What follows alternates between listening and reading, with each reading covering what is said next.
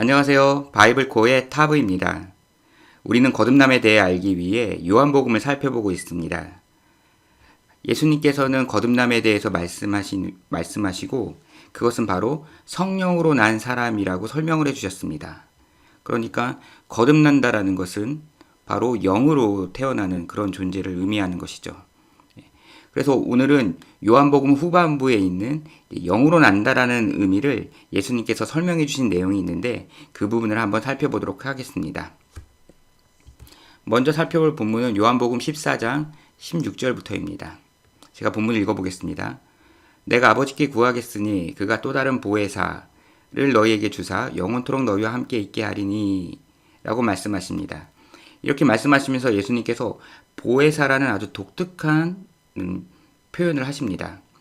그래서 오늘 이 내용에 대해서 한번 알아볼 거고요. 그리고 바로 이어서 그는 진리의 영이라 라고 말씀하십니다. 그래서 또 진리의 영이라는 꼭 왜 그 존재를 말씀하셨는지 이 두 가지 내용을 한번 살펴보도록 하겠습니다. 먼저 위에 있는 보혜사부터 한번 살펴보도록 하겠습니다.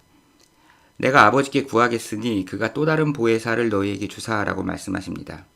예수님께서 하나님 아버지께 보혜사를 보내주실 것을 요청하실 것이라고 말씀하셨는데 그때 또 다른이라는 말씀을 하십니다.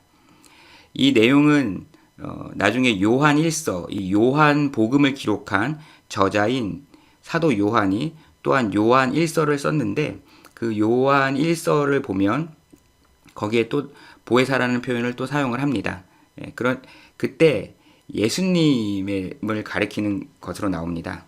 그러니까 이 또 다른 보혜사는 예수님께서 지금 제자들에게 본인과 함께 있기 때문에 내가 보혜사의 역할로 너희들과 함께하고 있지만 나중에 내가 떠나가게 되면 또 다른 보혜사를 보내줄 거야. 나의 역할을 대신하는 그런 존재를 보내줄 거야. 라고 말씀을 하시는 거죠. 그때 이제 보혜사라는 말씀을 하신 것입니다. 그런데 이 보혜사라는 단어는 헬라어 원문을 보면 파라클레토스입니다. 근데 파라클레토스라는 단어는 보통은 조언자, 또는 변호자로 이렇게 쓰이는 용어입니다. 그러니까는 고유명사라기보다는 일반 명사입니다. 그런데 우리는 이 파라클레토스를 보혜사라고 번역해 놓은 상태이죠. 왜 이렇게 번역을 했냐면 우리 한글 개역개정의 모본이 되는 그런 성경이 처음에 중국어 성경, 한문 성경을 기본으로 번역이 되었습니다. 그래서 한문 성경에 이 존재를 어떻게 번역을 할까 하다가 이제 한문으로 음역해 놓은 이 내용을 우리가 이제 그대로 받아서 옮겨 놓은 것이죠. 그래서 보호하고 은혜로운 선생님이라는 그런 뜻으로 우리는 이제 번역을 하게 된 겁니다. 그래서 어떻게 보면은 파라클레토스라는 단어는 일반적으로 사용하는 그런 용어인데 그런데 독특한 신조어를 만들어 번역을 하다 보니 새로운 신조어를 이제 쓰게 된 개념이 된 겁니다. 계속 이 보혜사라고 언급된 내용을 한번 살펴보겠습니다. 이어지는 문맥에 요한복음 14장 26절을 보면 보혜사 곧 아버지께서 내 이름으로 보내실 성령 그가 너에게 모든 것을 가르치고 내가 너에게 말한 모든 것을 생각나게 하리라 라고 말씀하십니다. 그래서 보혜사는 아버지께서 내 이름으로 보내실 성령이야 라고 말씀하시면서 이제 하나님께서 우리에게 보내주시는데 그런 여러 영들 가운데 예수 그리스도에 의하여 보내지는 그 영이 있는데 그것을 바로 내가 말하고 있는 것이야. 그분이 너를 설명해 줄 그런 분이야 라고 말씀합니다. 그리고 이 보혜사가 하시는 일에 대해서 설명해 주십니다. 그가 너에게 모든 것을 가르치고 그래서 하나님의 뜻, 하나님 나라에 있는 내용들을 가르쳐 주시고 내가 너에게 말한 모든 것을 생각나게 하리라 라고 말씀하십니다. 그래서 예수님께서 제자들에게 말씀해 주신 것이 무슨 의미인지 진정하게 이제 깨닫고 그것을 갖다 기억할 수 있게 힘을 주신다는 이야기죠. 계속 이어보겠습니다. 요한복음 15장을 보면요. 15장 26절 내가 아버지께로부터 너에게 보낼 보혜사 곧 아버지께로부터 나오시는 진리의 성령이 오실 때에 그가 나를 증언하실 것이요 라고 말씀하면서, 이번에는 여기서는 아버지께서 보내주시는데, 하나님께서 보혜사를 보내주시는데, 그것은 곧 내가, 예수님께서 아버지를 통하여, 아버지의 영이긴 하지만 내가 너에게 보내줄 거야 라고도 말씀하십니다. 그렇게 말씀하시면서 그분이, 그 보혜사인 분이, 그래서 진리의 영인 그분이 나를 증언할 것이요 라고 해서 예수님이 어떠한 분이신지를 알려줄 것이라고 말하는 것입니다. 계속 이어지는 문맥에도 보혜사라는 용어가 나옵니다. 요한복음 16장 7절을 보면요, 그러나 내가 너희에게 실상을 말하노니 내가 떠나가는 것이 너희에게 유익이라 라고 말씀하십니다. 제자들에게 예수님이 계속 함께 계시면서 하나님의 나라에 대해서, 성경에 대해서 알려주시면 좋은데 떠나가시는 것이 유의라고 말씀하셨습니다. 그것은 예수님께서 십자가 대속사역을 감당하셔야만 되기 때문에 말씀하셨습니다. 그래서 예수님께서 십자가 대속사역을 감당하시고 나면 떠나셔야 되는데, 하지만 제자들을 그냥 버려두지 않으시고 제자들을 도울 그런 자들을 존재를 보내주실 거라고 말씀하신 거죠. 그를 보혜사라고 표현을 했습니다. 보혜사가 너에게, 그래서 내가 떠나가야지 보혜사가 너에게 올 거다. 내가 그들을 너에게 보내주겠다. 너희를 홀려 남겨주진 않겠다. 하지만 나는 십자가 대속사역을 해야 된다 라고 말씀하시는 문맥 가운데 과정에 보혜사라고 또 언급을 하셨죠. 이 보혜사라는 단어가 요한복음에는 이렇게 4번 등장하게 되는데요. 요한 1서를 보면 이 보혜사라는 단어가 한 번 더 나옵니다. 그 내용을 한번 살펴보겠습니다. 요한 1서 2장 1절을 보면요, 이렇게 기록되어 있습니다. 나의 자녀들아, 내가 이것을 너희에게 씀은 너희로 죄를 범하지 않게 하려 함이라. 만일 누가 죄를 범하여도 아버지 앞에서 우리에게 대언자가 있으니 곧 의로우신 예수 그리스도시라 라고 말씀하십니다. 이때 어떤 사람이 죄를 범하여도 이제 하나님 아버지 앞에 우리에게 대언자가 있다라고 말씀하십니다. 그분은 바로 예수님이시라고 말씀하시는 거죠. 그래서 우리가 죄를 지어서 어떻게 보면 공의로운 하나님의 심판대 앞에 섰을 때 우리를 변호해 주는 분이 있다라는 이야기죠. 예. 그분은 바로 예수님이시라고 말합니다. 그런데 여기에 대언자라고 번역된 이 단어가 헬라어 원문에는 우리가 보혜사라고 번역했던 파라클레토스랑 똑같은 단어를 사용을 했습니다. 그러니까 사도 요한은 예수님께서 말씀하신 그 보혜사라는 단어를 특정적인 어떤 고유한 단어가 아니고 이렇게 그냥 우리에게 변호자로 서는 분이라는 형태로 일반적으로 사용을 한 것입니다. 그리고 그분은 진리의 영이 아닌 예수님을 이렇게 가리키고 있는 것이죠. 네. 그래서 우리가 이제 이 보혜사를 통해서 알아야 될 것은 헬라어 원문에 있는 팔라클레토스는 고유명사가 아니고 일반적으로 우리가 사용하는 뜻인데 보통 조언자나 상담가, 변호자 또는 어떤 선생님의 의미도 좀 가지고 있습니다. 그런 조언자와 가르쳐주는 어떤 그런 존재를 가리키는 일반적으로 사용하는 단어인데 번역을 하다 보니 어떻게 표현해야 될까 하다가 신조를 만들어냈습니다. 그래서 보혜사라고 이제 특별한 의미를 부여하는 그런 경향이 조금 이제 한국 교회 안에는 좀 있는 편입니다. 그래서 이 보혜사라는 것에 어떤 특별한 의미를 부여한다기보단 이제 일반적으로 우리를 도와주시는 분, 가르쳐 주시는 분, 이런 분으로 우리가 이제 이해를 하면 좋을 것 같습니다. 그리고 이 보혜사라는 이런 아주 독특한 그런 용어 때문에 너무 신비로운 언어지 않습니까? 이 단어 때문에 이단의 교주들이 스스로를 보혜사라고 많이 지칭하는 경우가 많이 있습니다. 그런데 성경에는 이 보혜사를 예수님께서는 이제 내가 아버지께로 받아 보내주실 진리의 영이라고 표현을 했고, 아까 요한 1서에 예수님 자체를 사도 요한은 파라클레토스라고 설명을 했습니다.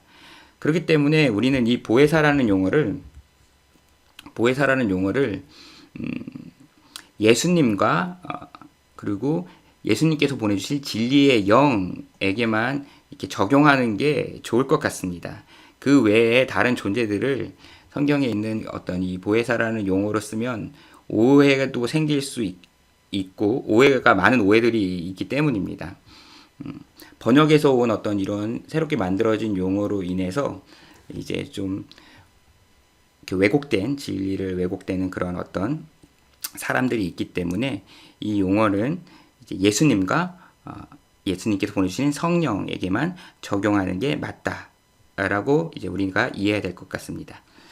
그리고 이 보혜사인 존재를 그래서 이제 보혜사는 이 진리의 영을 설명하는 어떤 그런 용어인 거죠. 예. 그런데 예수님께서는 우리에게 보내주신다고 하시는 그 보혜사를 진리의 영이라고 표현을 하셨습니다. 진리의 영. 자, 근데 왜 진리의 영이라고 그 많은 표현 중에 진리의 영이라고 표현하셨을까에 대해서 한번 생각해 보겠습니다. 이제 진리라는 단어는 이제 우리가 보통 사용하는 개념은 참되다, 거짓되지 않다, 그리고 진실하다, 그런 어떤 의미로 사용하는 겁니다. 그래서 뭐 참된 영, 그 다음에 진실된 영, 뭐 하나님께로부터는 진실된 영, 이런 의미로 우리가 받아들일 수 있겠죠. 그런데 이제 진리의 영에 대해서 계속 보면요. 세상은 능히 그를 받지 못하나니 이는 그를 보지도 못하고 알지도 못함이라.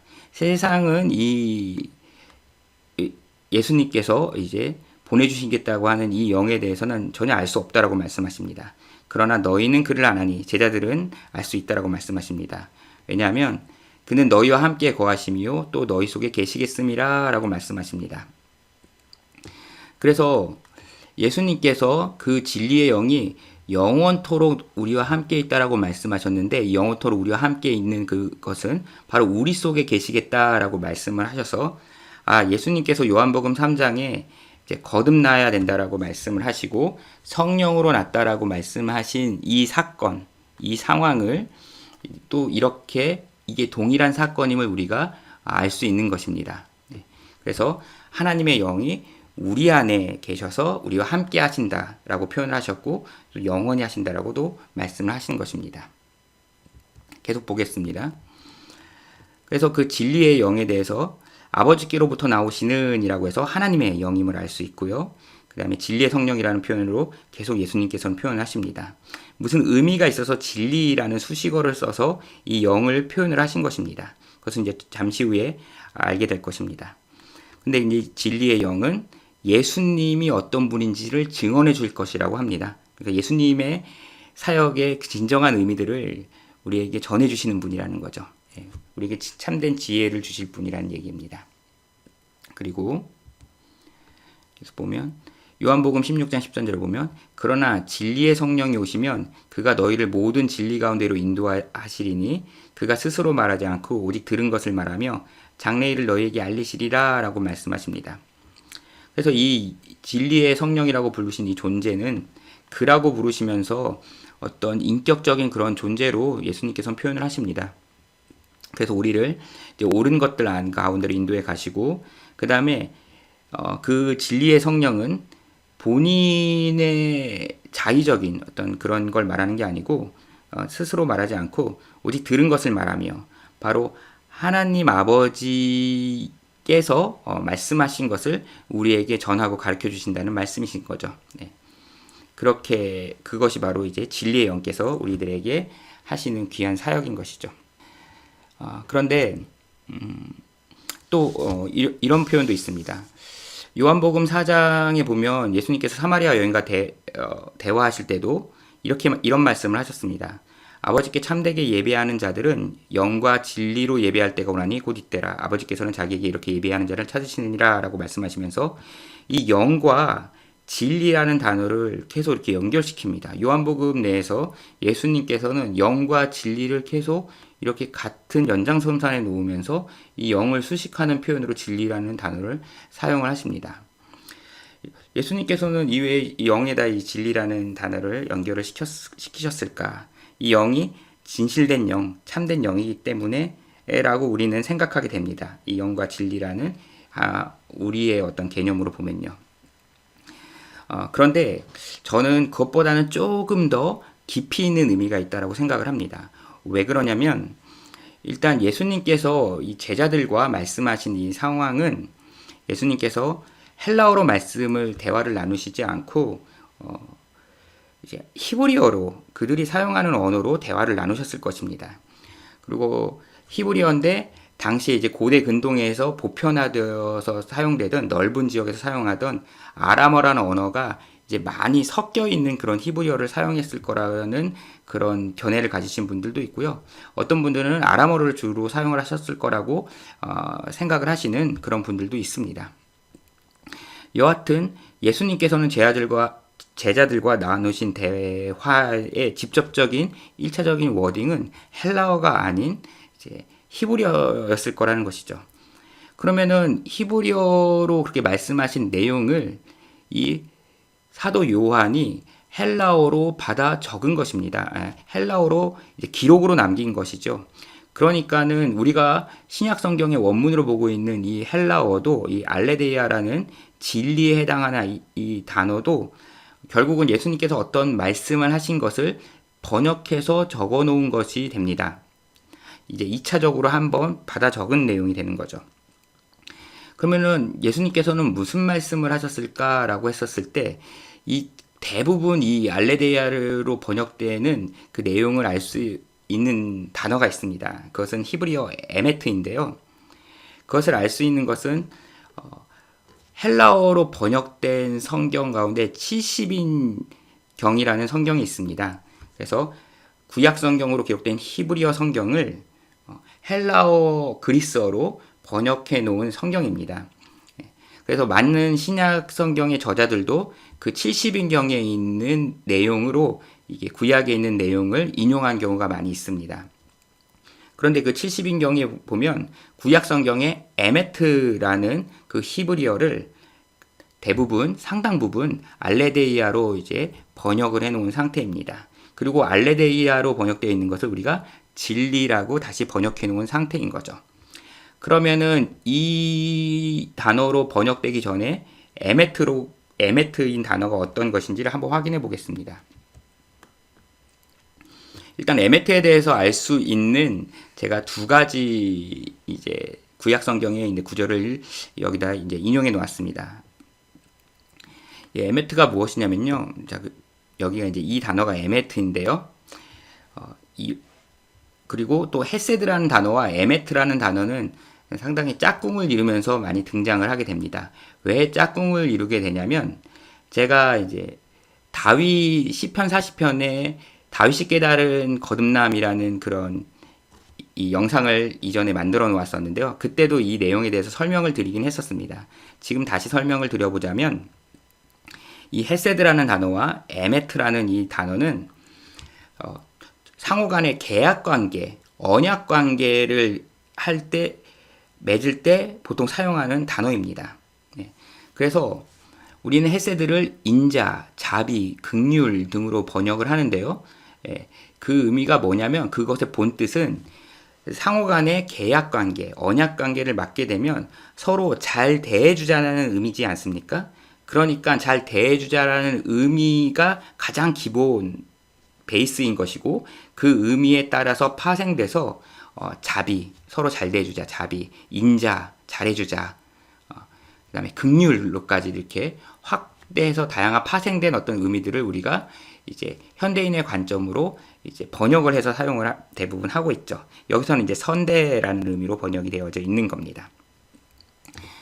그리고 에메트라는 단어는 어떤 단어였냐면요.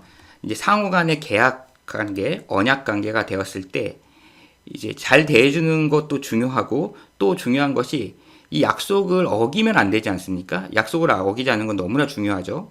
그래서 약속을 어기지 않는 그런 이제 변하지 않음, 신실함, 그 다음에 확정됨, 그런 것들, 확고하다. 그런 단어 의미로 사용하는 것이 바로 이 에메트입니다. 그런 의미를 확인할 수 있는 여호수아에 있는 구절을 한번 살펴보도록 하겠습니다. 여호수아 2장 12절을 보면 이 상황이 어떤 상황이냐면요. 이스라엘 백성들이 이제 여호수아를 지도자로 세워 이제 가나안 땅으로 들어가는 상황입니다. 그때 여리고성에 들어갈 때 정찰군을 파견하지 않습니까? 정찰병을 이제 먼저 보내는데 그 정찰병이 들어갔을 때 이제 라합이라는 여인이 이제 정찰병들을 이제 숨겨주고 그리고 잘 돌아갈 수 있도록 이렇게 도와줬습니다. 그때 라합이 한 내용을 한번 보겠습니다. 이야기한 내용입니다. 정찰병들에게 한 내용인데요. 그러므로 이제 청하노니 내가 너희를 선대하였은즉 너희도 내 아버지의 집을 선대하도록 여호와로 내게 맹세하고 내게 증표를 내라 라고 말합니다. 그러니까 여인 라합이 그 정찰병들에게 이제 이 여리고성을 너희가 점령을 할 텐데 그때 우리를 잘 대해줘라. 내가 너희를 도와준 걸 잊어버리지 말고 잘 대해줘라. 그리고 내 아버지의 집을 잘 대해줘라. 그리고 여호와 하나님께 맹세해라. 그리고 그 확실시해라. 그것을 이제 증표라고 여기서는 이제 써놓은 상태죠. 이것을 갖다가 뭐 진리를 내라 이렇게 말하면 좀 어색하지 않습니까? 그래서 확실한 증거를 내라. 그것을 변하지 않는 정확하게 약속을 해라. 확정적인 약속을 해라. 라고 이야기를 한 겁니다. 그때 이제 헤세드와 이제 에메트라는 단어를 쓴 거죠. 그러니까 상호 간의 계약 관계, 언약 관계에서 사용하는 단어들인 거죠. 그게 가장 이제 기본적인 내용입니다. 그리고 이어서 시편 다윗의 시입니다. 이 내용을 한번 보면요. 여호와여 주의 긍휼을 내게서 거두지 마시고 주의 인자와 진리로 나를 항상 보호하소서라고 말합니다. 이 구절만 보면 이제 나를 잘 대해주시고 그리고 나를 참되게 나를 보호해 주세요 라고도 우리가 한글에 의해서 이제 읽을 수 있습니다. 근데 그 다음 절을 보면 다윗이 이런 상황에서 이야기하고 있는 겁니다. 어떤 상황이냐면 수많은 재앙이 나를 둘러싸고 나의 죄악이 나를 덮침으로 우러러볼 수도 없으며 죄가 나의 머리털보다 많으므로 내가 낙심하였습니다 라고 말합니다. 그래서 내가 죄가 많고 내 죄가 머리털만큼 많다라고 해서 자신의 죄인임을 인정하는 것이죠. 예. 그렇게 인정하면서 하나님께 어떻게 보면은 긍휼을 구하는 상황입니다. 그때 얘기한 것이 이제 헤세드와 에메트인데 이것은 바로 하나님께서 저에게 약속하신 그 언약에 근거해서 저에게 자비롭게 대해주시고 인자를 대해주시고 그 다음에 변하지 않는 그 약속에 변하지 않는 것에 제가 의지합니다. 나를 보호해 주세요 라고 말하고 있는 것이죠. 그런 의미에서 이제 인자와 헤세드와 에메트를 이야기를 했고 우리는 인자와 진리로 이제 번역을 해놓은 상태입니다. 이게 이제 헤세드와 에메트, 우리는 지금 이제 에메트가 무슨 의미로 보통 사용하는지에 대해서 이제 이 언어에 대해서 한번 살펴본 것이고요. 이제 신약 성경에 있는 내용 가운데에서 한번 살펴보도록 하겠습니다. 요한일서, 이제 사도 요한은 본인이 요한복음을 기록하지 않았습니까? 그리고 이제 예수님께서 말씀하신 그 내용을 그대로 표현을 합니다. 그래서 여기서도 진리의 영이라는 표현을 사용합니다. 제가 요한일서 4장 6절을 한번 읽어보죠. 우리는 하나님께 속하였으니 하나님을 아는 자는 우리의 말을 듣고 하나님께 속하지 아니한 자는 우리의 말을 듣지 아니하나니 이때 진리의 영이라고 예수님께서 하신 말씀을 그대로 표현을 합니다. 그리고 그것과 대비돼서 미혹의 영을 이로써 아느니라 라고 표현을 합니다. 이 진리라는 표현이 우리가 지금 이해하는 참된 것, 진실한 것이라는 의미라면 여기서는 거짓된 것이라는 표현을 쓰는 게 적합합니다. 그런데 이 미혹이라는 단어로 번역된 헬라어는 플라네입니다. 근데 플라네라는 단어는 어떤 의미냐면 뭐 방황하다, 배회하다, 갈팡질팡하다, 그러니까 방황하다, 이런 의미입니다. 그러니까 미혹이라는 번역은 전 잘된 번역이라고 봅니다. 이 단어가 가진 단어로 잘 번역된 거죠. 그래서 방황하고 갈팡질팡하는 어떤 그런 상태를 가리키는 거죠. 어떤 것에 홀려가지고 우왕좌왕하는 그런 상태를 가리키는 것입니다. 그러니까는 이 단어와 반대되는 의미로 진리의 영이라고 표현한 것으로 보면 이것이 참되다, 거짓되다라는 의미로 말을 하는 것이 아니고 예, 갈팡질팡하는, 배회하는, 흔들리는 그런 영이 아니고 확실한 영, 확정된 영, 예, 확고한 영이라고 이제 진리의 영을 사도 요한이 표현을 하고 있는 것이죠. 이렇게 대비되는 용어를 통해서 이 의미를 우리가 좀 더 정확하게 알 수 있습니다. 그래서 진리가 확정적이다, 그런 영이다, 그런 영을 말씀하고 있는 것이죠. 그리고 고린도 후서 사도 바울의 표현을 한번 보면요. 고린도후서 1장 22절에 그가 또한 우리에게 인치시고 보증으로 우리 마음에 성령을 주셨느니라 라는 표현이 있습니다. 그래서 우리 마음에 거룩한 하나님의 영을 주셨는데 그를 어떻게 표현했냐면 인치시고 보증하셨다라고 표현을 합니다. 그것이 바로 성령이라고 말을 하는 것입니다. 그래서 이렇게 확정적인 어떤 그런 도장으로 결제를 딱 찍어 버리시고 그리고 이제 우리를 보증하기 위해서, 확실하게 하기 위해서 성령을 주셨다라고 말씀하시니까 바로 이 영이 참된 영이라는 의미보다 확정적인 영을 주셨다. 확고한 영을 주셨다. 변하지 않는 그런 약속의 신실한 영을 주셨다. 라는 그런 의미로 사도 바울이 설명을 하고 있는 것이죠. 네, 이런 의미들을 통해서 우리가 알 수 있습니다. 자, 근데 예수님께서 그러면은 이제 우리에게 오실 우리에게 보내주시는 우리 안에 거하시는 그 영을 이렇게 확정적인 영이라고 표현하신 이유에 대해서 한번 살펴보겠습니다. 구약 성경을 보면요, 너무 많으니까 몇 가지 사례만 살펴볼 건데요. 일단 이스라엘의 초대왕 사울의 경우를 한번 보면요, 사무엘 상황을 보겠습니다. 그들이 산에 이를 때에 선지자의 무리가 그를 영접하고 하나님의 영이 사울에게 크게 임함으로 그가 그들 중에 예언을 하니 라고 말씀합니다. 그래서 이스라엘 초대왕 사울에게 하나님의 영이 임하셨다라는 표현을 씁니다. 예, 하나님의 영이 임하셨죠. 그런데 또 시간이 지나 보면요, 여호와의 영이 사울에게서 떠나고 라고 말을 합니다.